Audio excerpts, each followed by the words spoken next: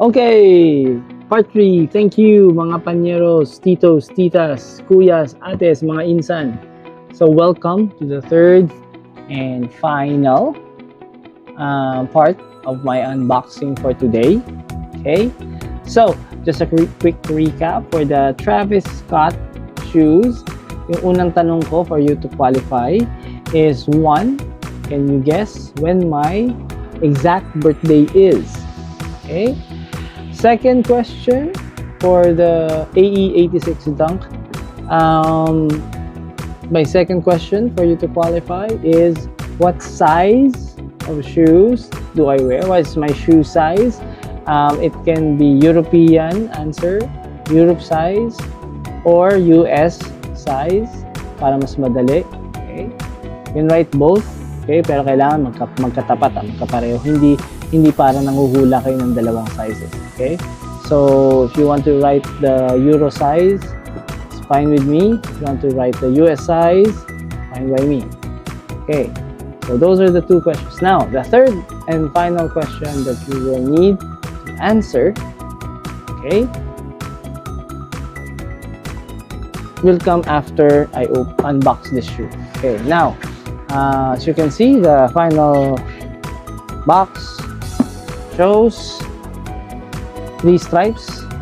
So compared dun sa unang dalawa, they're both Nike shoes. Now, third one, obviously 3 stripes, hindi siya Nike. Okay, medyo maganda yung shoe. It's very simple. It's an Adidas. So Adidas shoe boxes are always very simple. It shows the 3 stripes. Sometimes yung isa pang Adidas logo ang pinapakita. Pero madalas pag ganun nakikita ko, like ko naiisip mga Stan Smith sneaker shoes, yeah. So this one, compared to the other 2 shoes earlier, they're Nike shoes, sneakers, okay.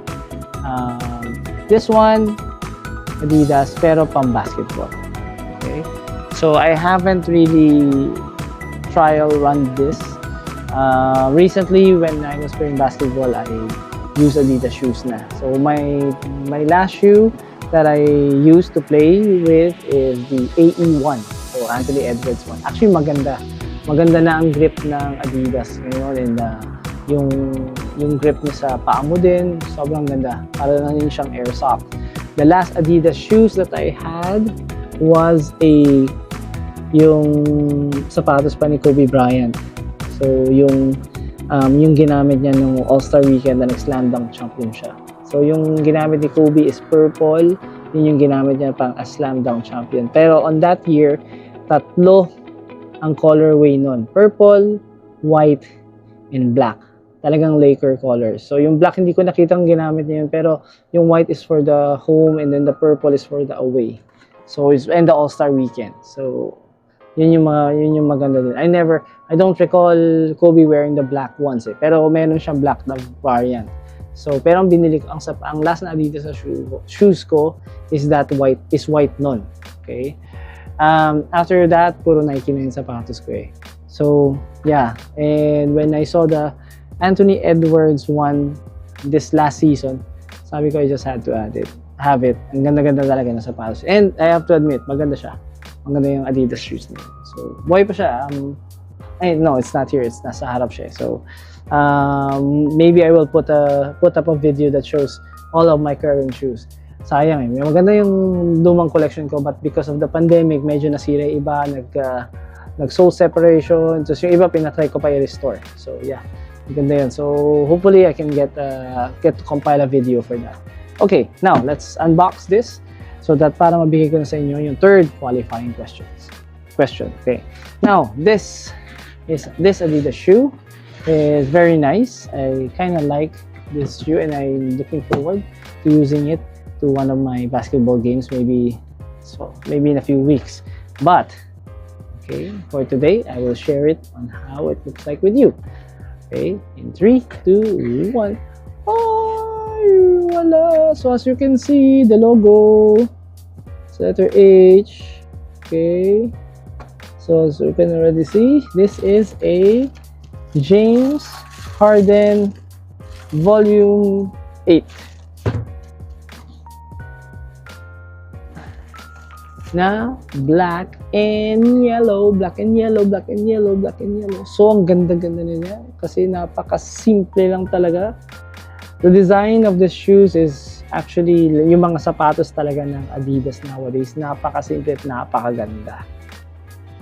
Okay, even the colorways themselves are very, very nice. So, this is black and yellow. Very simple. Okay. The reason why I ordered one and acquired one is one of my idols today. Kasi I'm a big LaSalle Green Archer fan.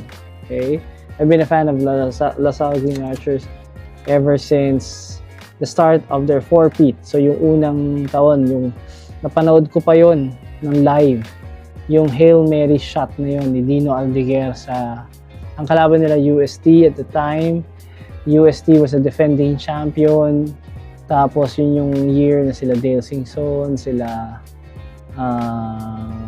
nakalimutan ko na agad but the LaSalle lineup back then was Don Aliado, Dino Aldeguer, Renren Ritualo. Yan ang mga players ng LaSalle noon.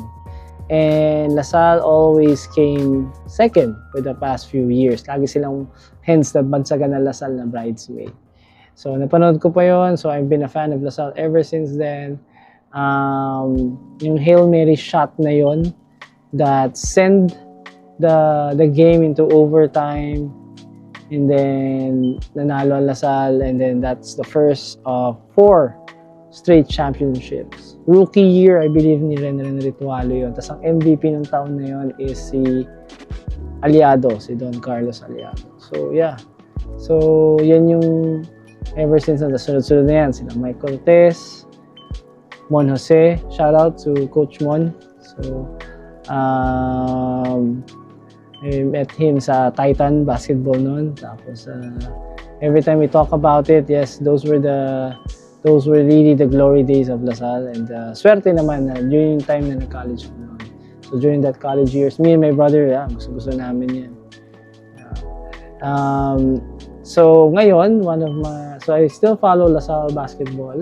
And one of their star players, Kevin Kiambao, wears exclusively in all of his official games are James Harden Volume 8. So, nagustuhan ko yung sapatos, not because of James Harden. I mean, James Harden really is a good basketball player, pero yung style ng sapatos niya, maganda din.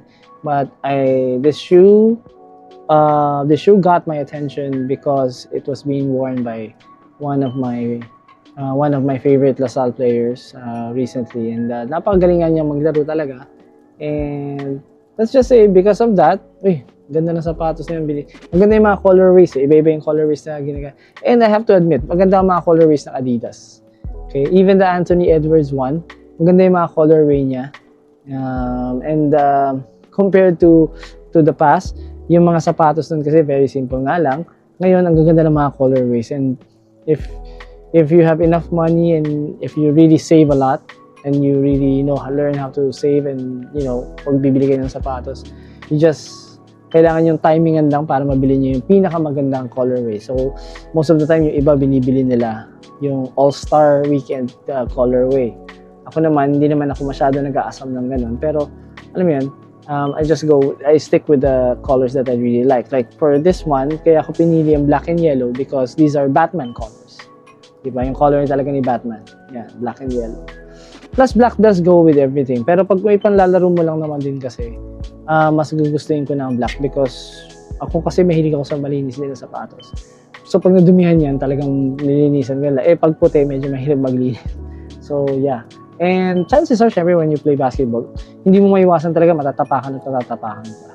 Or tatapakan ka talaga. So, kaya pinili ko na lang din yung medyo hindi na ganun kadumihin, saka medyo madaling linisin. Being that it's black, it's very safe from that dirt. Although, yung yellow part, dahil matingkad na yellow siya, madudumi. Pag makitang-kita mo agad yung dumi. So, yeah. I haven't tried them yet, pero hopefully, I will also put up a video reviewing how yung i-wear test ko din siya. Okay? So, okay. So now that I have already revealed all 3 shoes that I recently acquired, so again, first question for you to qualify is if you can guess my birth date. Second is if you can guess the shoe size that I wear. Third question is, can you guess what I do for a living? Ano ang trabaho ko? Okay. I love vlogging and I like to vlog more often as I can. Okay, and if not professionally, I can do if not, I would really actually love to do it professionally wherein I can actually earn.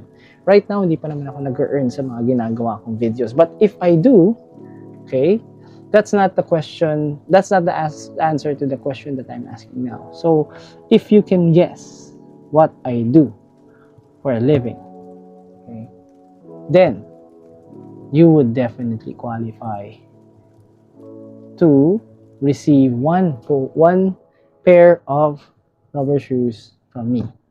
Okay, so those are my 3 questions. Can you guess my date of birth, what size of my shoe that I wear, the size of shoes that I wear, and what do I do professionally? What do I do? Anong trabaho ko? What's my job? Okay? At present. Believe me when I tell you this, meron naman akong trabaho. Okay? And I am not yanking your chain. Now, what is the condition? So this video, I would have uploaded this, today is July 4, the 4th of July. I will be uploading this hopefully by July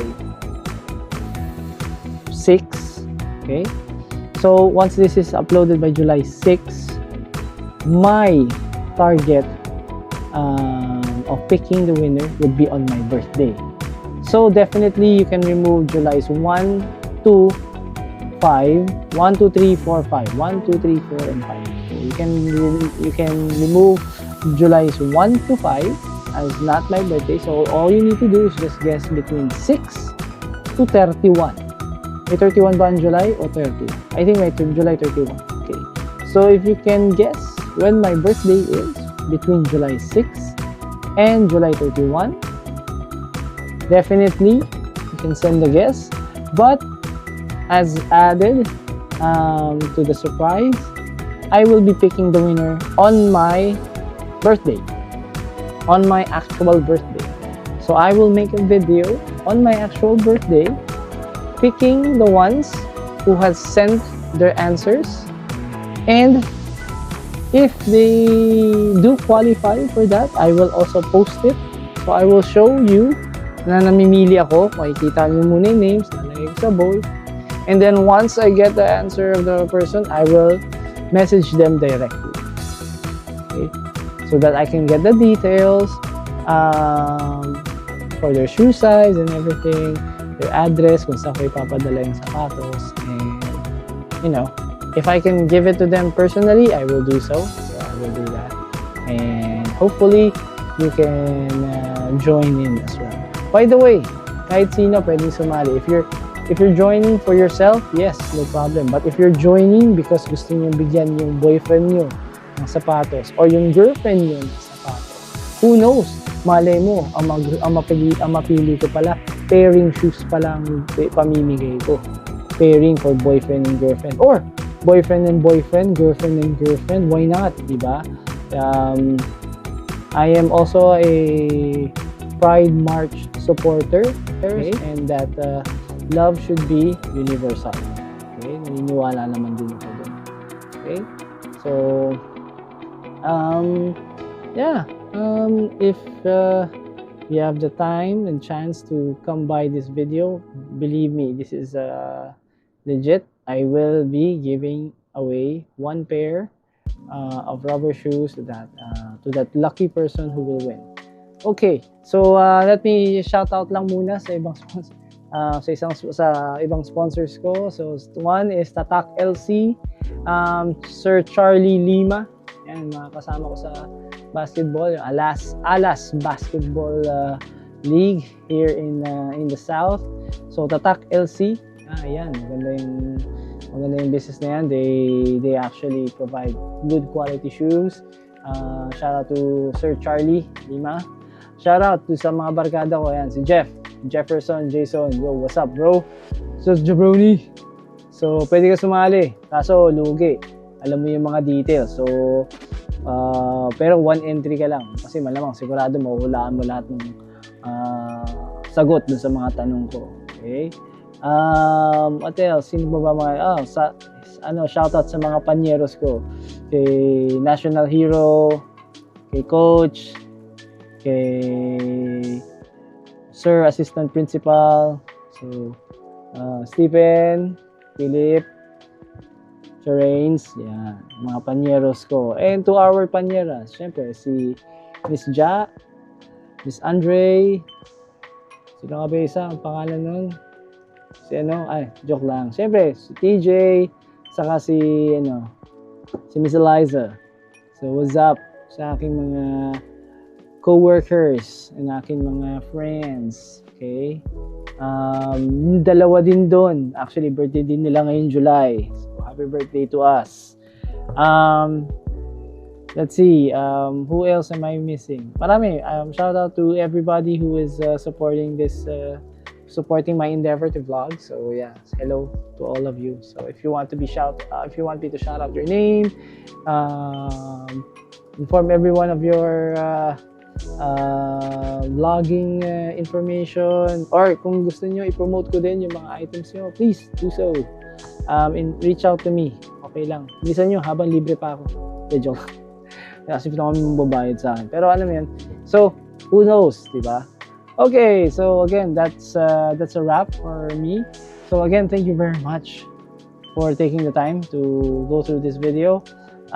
If you like the video, please like, subscribe, and click that subscribe button so that if you like my content, or if there's any content that you would like me to vlog about on your behalf, you want me to review, please do so.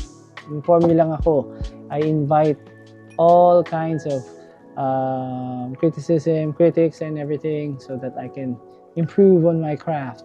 So I look forward to meeting and seeing you all more in my future unboxing or vlogging episodes. Again, my name is Sir Kicks, Tito Kicks, Kuya Kicks. Okay? And I am leaving with this quote by saying, always remember that patience always yields focus. With that being said, so God bless you, everybody. Thank you very much for all the birthday greetings, the present and future birthday greetings. You enjoy the rest of your day, and again, God bless, and peace out.